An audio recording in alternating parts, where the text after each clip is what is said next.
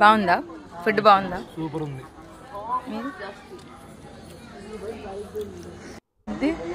వద్దు వద్దు అన్నాడు గైస్, అసలు మిగలను కూడా మిగలలేదు. ఛీ, he's innocent. Hello my dear friends, అందరూ ఎలా ఉన్నారు? ఇదైతే పౌర్ణమి రోజు వ్లాగ్. అలా టెంపుల్కి వెళ్ళేసి వస్తున్నాము. ఇక్కడైతే కమిటీ వాళ్ళు ఇలా సరస్వతీదేవి విగ్రహాన్ని పెట్టుకొని హోమం జరిపిస్తున్నారు అనమాట.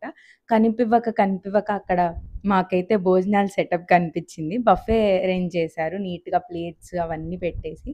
ఇంకైతే మేము డిస్కషన్ స్టార్ట్ చేసాం, వెళ్ళాలా వద్దా, అసలు ఏం జరుగుతుందో కూడా మాకు అక్కడ తెలీదు అని. కొంతమంది ఏమో వెళ్దాం, కొంతమంది ఏమో వద్దు వెళ్ళిపోదాం అని చెప్పేసి. ఆఫ్టర్ అందరి డిస్కషన్స్ తర్వాత అయితే ఇంకా మేము అక్కడ అడిగారనమాట, మా వాళ్ళు అడిగితే మహాప్రసాదం అందరు తినొచ్చు అని చెప్పారు. సో వెయిట్ చేసాము, అక్కడ హారతి అవన్నీ అయిన తర్వాత పెడతారు అని చెప్పి. అలా చాలాసేపు వెయిట్ చేశాక నియర్లీ 40 minutes తర్వాత అయితే ఇంకా స్టేజ్ దగ్గర చిన్న చిన్న పిల్లలకి పెట్టేశారు.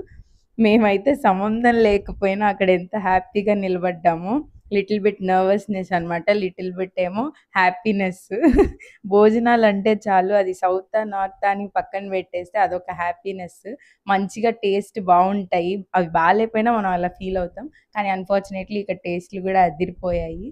పూరి కూరే ఎక్కువ తినేసారనమాట మా వాళ్ళు. నాకైతే స్వీట్ సూపర్గా నచ్చింది.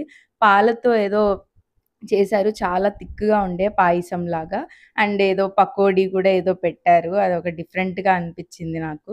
అయితే ఆ రోజు మా డిన్నర్ అయితే చాలా హ్యాపీగా అన్ఫార్చునేట్గా ఎంజాయ్ చేసాము. ప్లేట్లు అయితే నిండిపోయాయి.